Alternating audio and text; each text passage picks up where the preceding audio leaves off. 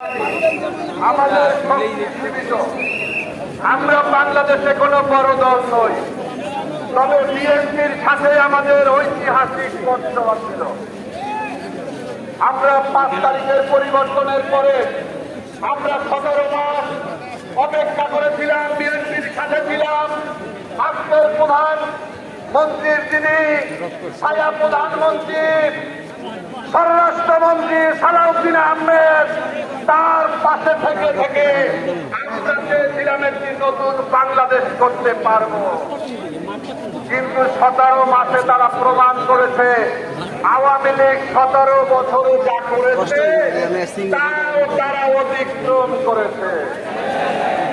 আমাদের বরিশালের এক নেত্রী আছে, নাম বলবো না, 5 তারিখের পরে তিনি সরকারি পুকুর তিনি রাতের বেলায় ভরাট করে ফেলেছিলেন এবং বিএনপি তদন্ত করে যখন জানতে পারল যে তার এই দখলের খবর সত্য, তারা তাকে বহিষ্কার করেছিল।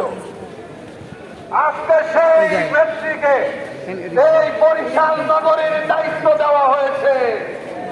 মাননীয় প্রধানমন্ত্রী, যিনি রাতের আধারে সরকারি পুকুর দখল দিতে পারে, তাকে আপনি সিটি কর্পোরেশন দখল করে দিয়েছে।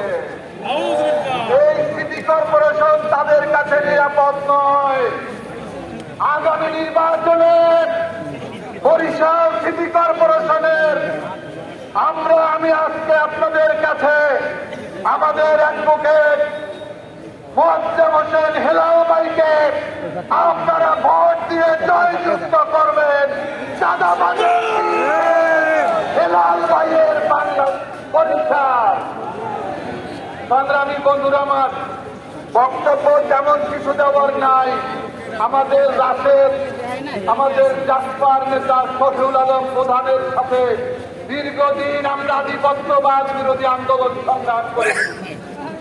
আমার মনে পড়ে 9 নম্বর সেক্টর কমান্ডার সেই মেজর সাথে যখন মিছিলে যেতাম, আধিপত্যবাদের যুদ্ধে স্লোগান তুলতাম, সেই স্লোগান আজকে পর্যন্ত আমরা ধারণ করে আছি। বন্ধুরা, আমরা মৌলানা ভাসানী বলেছিলেন যে ভারতের দালালি করে আমরা ক্ষমতায় যেতে চাই না। ঠিক তেমনি ভাবে আমাদের 11 দলীয় জোট বিগত নির্বাচনে আমরা দেশের জনগণের বিপুল সমর্থন পাওয়ার পরেও আমরা ভারতের সাথে কোনো সমন্বয় করি নাই। ভারতের তাদের কোনো দায়িত্ব আমরা মেনে নেই নাই, যার কারণে 11 দলীয় জোট ক্ষমতায় যেতে পারে না। আমরা হঠাৎ করে দেখলাম বেগম খালেদা জিয়ার মুমূর্ষ অবস্থা। আবার কিছু মানুষে বলে তখন নাকি খালেদা জিয়া ইন্তেকালও করেছেন। যাই হোক, দুষ্ট লোকদের কথা নিয়ে কিছু বলবো না।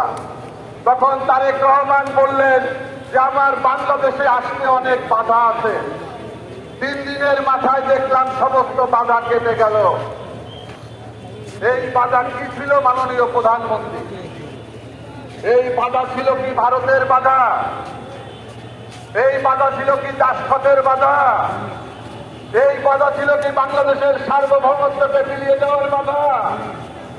আজকে রংপুরে উগ্রবাদী কিছু হিন্দু নামদারি সন্ত্রাসীরা দিনের বেলায় অস্ত্র উঠিয়ে তারপরে মিছিল করছে। এই প্রধানমন্ত্রীর প্রশাসন তাদের টিকিটিও তারা ছুঁইতে পারে নাই। বন্ধুরা, আমরা বাংলাদেশের স্বাধীনতা সার্বভৌমত্বে বিশ্বাস করি। আমরা বিশ্বাস করি আমাদের ভারতে যাওয়ার আমাদের জায়গা নাই।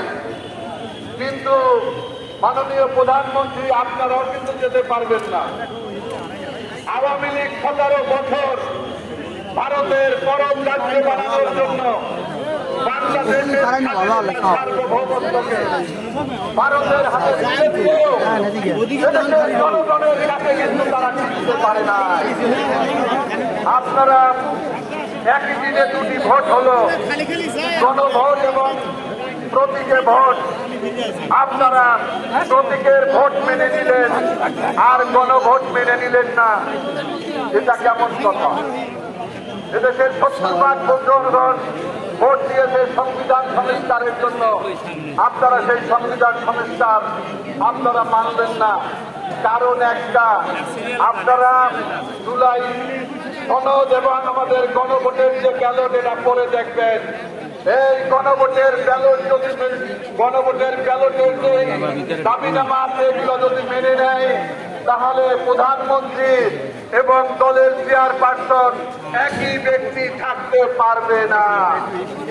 তারেক রহমান সাহেবের ভয়, যদি দলের চেয়ারম্যান থাকে তাহলে প্রধানমন্ত্রী থাকতে পারবে না, আর যদি প্রধানমন্ত্রী থাকে তাহলে দলের চেয়ারম্যান থাকতে পারবে না।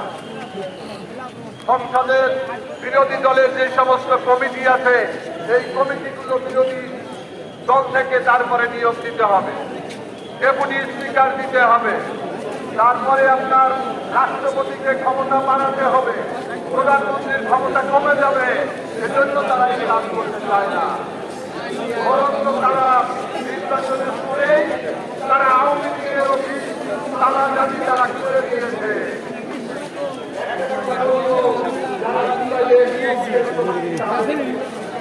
আমি ব্যক্তিগতভাবে ক্ষমতা করি না। 14 সালে আমাকে চালু রাজাপুর